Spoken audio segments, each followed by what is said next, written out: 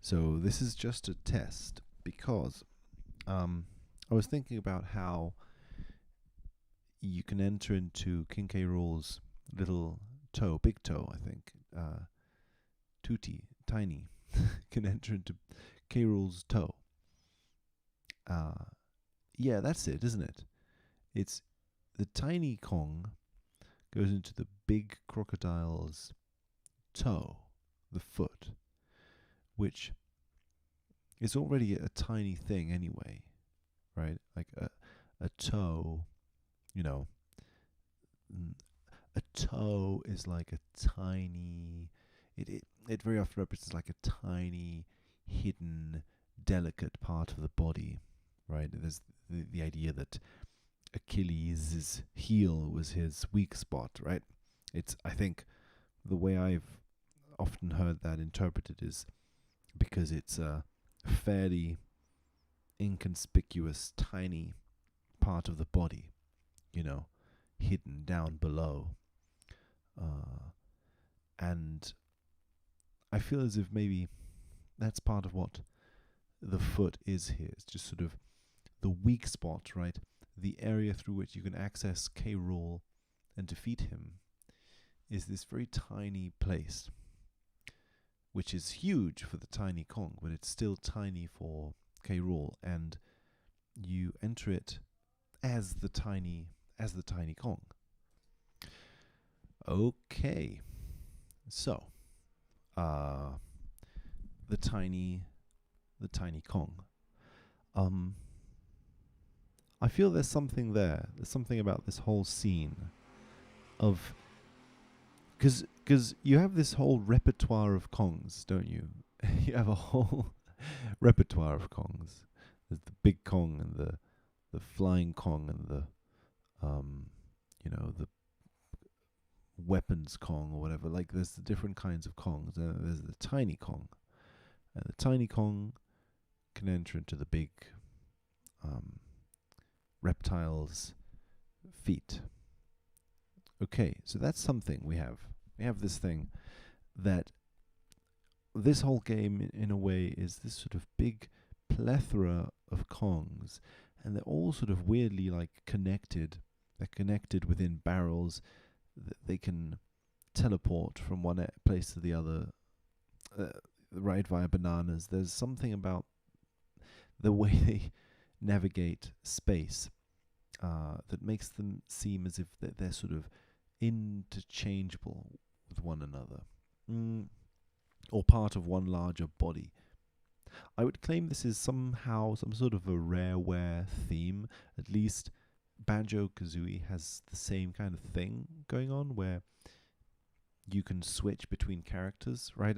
And I would say that clearly that's like an idea that was hovering around the Rareware offices, probably, right? It seems like it's something that both teams were thinking about and probably like sharing, that you could have characters swapping with each other and stuff like that. In Banjo-Kazooie, anyway, it creates this sort of unitary body in some way, where, right, Kazooie sometimes acts as like a part of Banjo. Banjo sometimes acts as a part of Kazooie.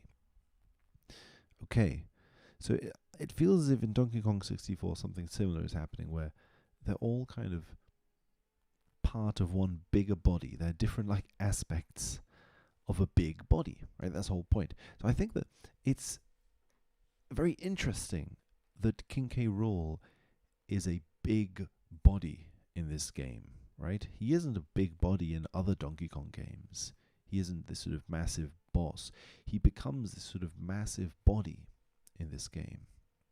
I think, so part of it, I think, has to do with the fact that we're playing with several Kongs here, which is, again, is a novelty. We'd have like 2 Kongs in the 2D games, but here we have a lot of Kongs, which creates an even bigger body, right? So all together, the Kongs form this really big body that's bigger than it has ever been. And then King K. Rool is also this big body. So it's like, it's all of the Kongs together, this big united body are fighting the big body.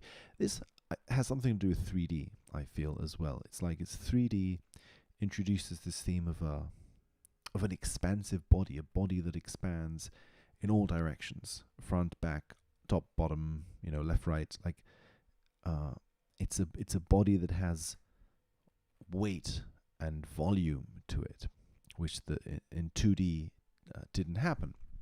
It's almost as if, so you enter this 3D space, and then suddenly you have to become a big body in order to navigate this world, because there are so many different 3D offers, so many different like pathways and obstacles and things to do, that it's almost as if suddenly you're like, okay, so we need to move left, right, up, down. We need to move in a lot of new directions that we didn't have to before. So we need all sorts of different abilities to do so. So instead of making one or two Kongs have a whole bunch of abilities, let's just like split it out into a lot of Kongs with a lot of different abilities.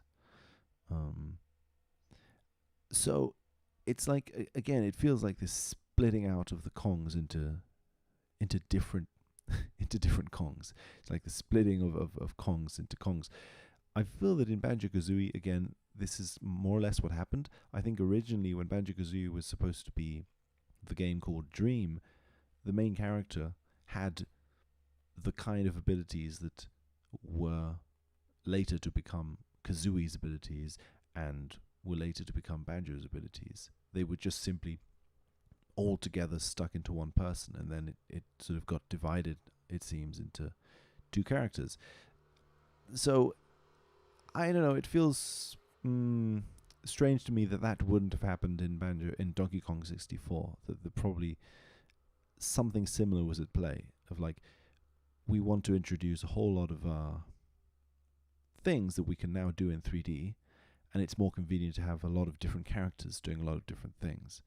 So it gets this sense that, okay, yeah, this is a game that essentially is one Kong, as it always has been, or two Kongs at maximum, right?